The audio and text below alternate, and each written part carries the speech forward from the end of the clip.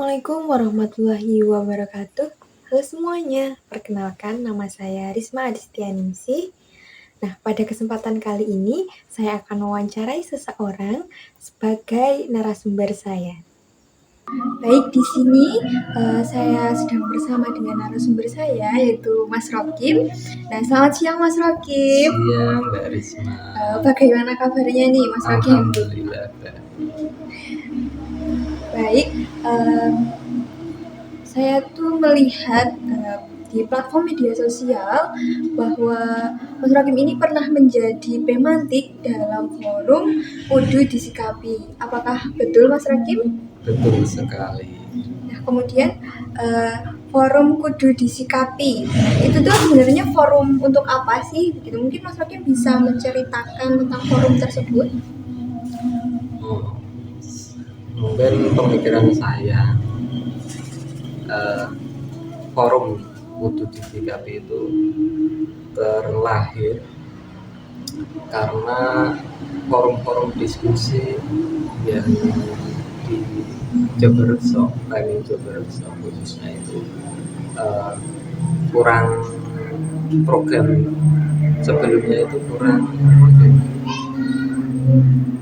efektif karena kurang sikap. Jadi nama Kudu Sikapi itu nama otomatis atau gimana ya yuk disikapi. Nah jadi forum Kudu Disikapi. Oh, seperti itu. Nah, kemudian untuk jabatan Mas Rokim sendiri nih di dalam forum tersebut itu sebagai apa? Kalau dalam forum itu kadang kita menjadi pemantik, kadang jadi pendengar, fleksibel mawon. Nah, kemudian untuk tahapan-tahapan yang dilakukan dalam mendaftar forum Kudu Disikapi maupun dalam UKM atau unit kegiatan mahasiswa PMII. Pendaftarannya itu bagaimana? Untuk menjadi anggota ataupun kader dalam PMI itu, kalau masuk dan PMI itu kudu melewati kaderisasi seperti yang awal itu. Kaderisasi awal PMI itu Mapaba, terus Mapaba itu apa sini ya Allah, masa penerimaan anggota baru. Nah, itu awal gerbang masuk untuk menjadi PMI. Terus yang langkah selanjutnya kaderisasi selanjutnya itu PKD.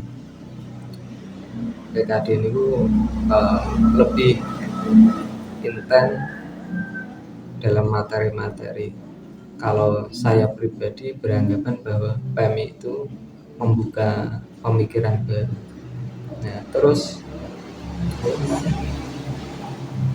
dalam Kudu Disikapi, Kudu Disikapi itu kadang kita mencoba untuk membentuk kader yang berani bersuara, tapi berani bersuara itu tidak asal-asalan, tapi harus mempunyai dasar seperti anak-anak Mapaba, teman-teman yang masih Mapaba terus sudah melewati Mapaba itu dijatah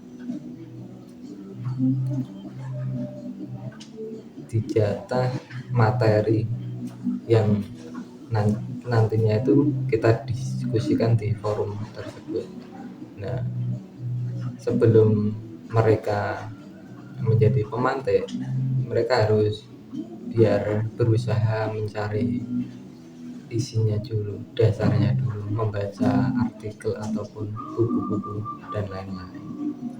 Seperti itu. Nah, kemudian dari tahapan atau kegiatan di dalam forum tersebut, adakah hal yang paling berkesan yang masih diingat hingga sampai saat ini? Yang paling berkesan itu apa ya? Kita itu PMI itu mendidik bahwa mahasiswa ataupun kader PMI itu harus berani dalam hal berpendapat dan mempertahankan pendapat tersebut, tetapi harus mempunyai dasar tersebut. Jadi di forum itu kami biasa bertentangan ataupun berdebat argumen itu sudah biasa, dan serunya itu di situ. Baik. Nah, kemudian nih, alasan Mas Rakim masuk ke dalam forum kudu disikapi dan juga UKM PMI ini sendiri itu ada alasan khusus atau bagaimana? Karena kalau saya pribadi, saya masuk PMI itu alasannya bahwa saya melihat kok PMI itu kayaknya beda dari kelompok-kelompok lain. Seperti sebelumnya kan saya masuk IPNU itu, IPNU itu kan Ikatan Pelajar Nahdlatul Ulama, kayak itu monoton gitu, nggak ada yang beda, cuma kegiatannya ya biasa-biasa aja. Terus saya kuliah itu masih IPNU, tapi semester 5 kayaknya ataupun berapa ya, saya itu terbuka, diberi hidayah untuk masuk PMI. Nah, dari PMI tersebut saya menjadi terbuka dan menjadi mendapat jati diri bahwa saya itu mahasiswa yang harus bergerak, beda dari pelajar. Nah, mungkin dari yang tadi tentang pemantik nih, bagaimana cara Mas Rakim sendiri untuk mempersiapkan diri menjadi pemantik? Apakah harus mempersiapkan kayak data, membaca atau harus mencari materi di mana? Benar sekali, saya itu kalau menjadi pemantik ataupun teman-teman yang lain itu mesti harus persiapan materi, entah membaca artikel atau buku yang lain, karena kalau tidak ada yang kita baca itu kayaknya ya ngambang, jadi diskusi di situ gak hidup gitu. Baik, nah kemudian dalam berlangsungnya acara di dalam forum kudu disikapi dengan Mas Rakim sebagai pemantik ini, apa yang dirasakan? Apakah ada rasa gugup, rasa takut gitu? Ya awal-awalnya tetap ada lah rasa gugup ataupun demam panggung,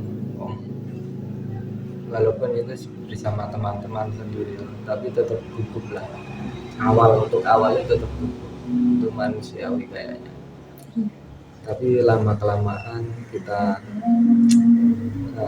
kerap berbarengan itu sudah terbiasa. Nah, selain mengikuti PMI dan juga forum disikapi, adakah organisasi lain yang diikuti oleh Mas Rakim semasa kuliah dulu?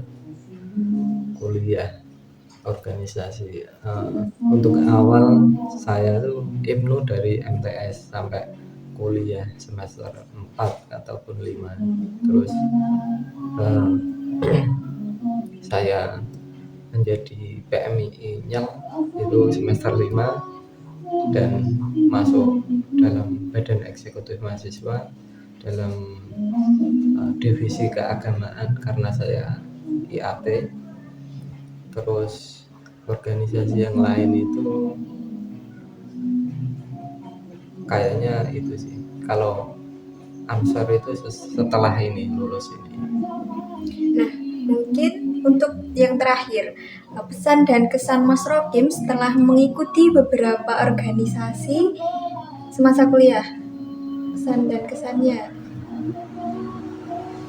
Pesan dan kesan, ini dinamakan pesan dan kesan atau enggak ya, karena saya itu organisasi lah yang membuka saya bahwa mahasiswa itu harus berbeda, tidak hanya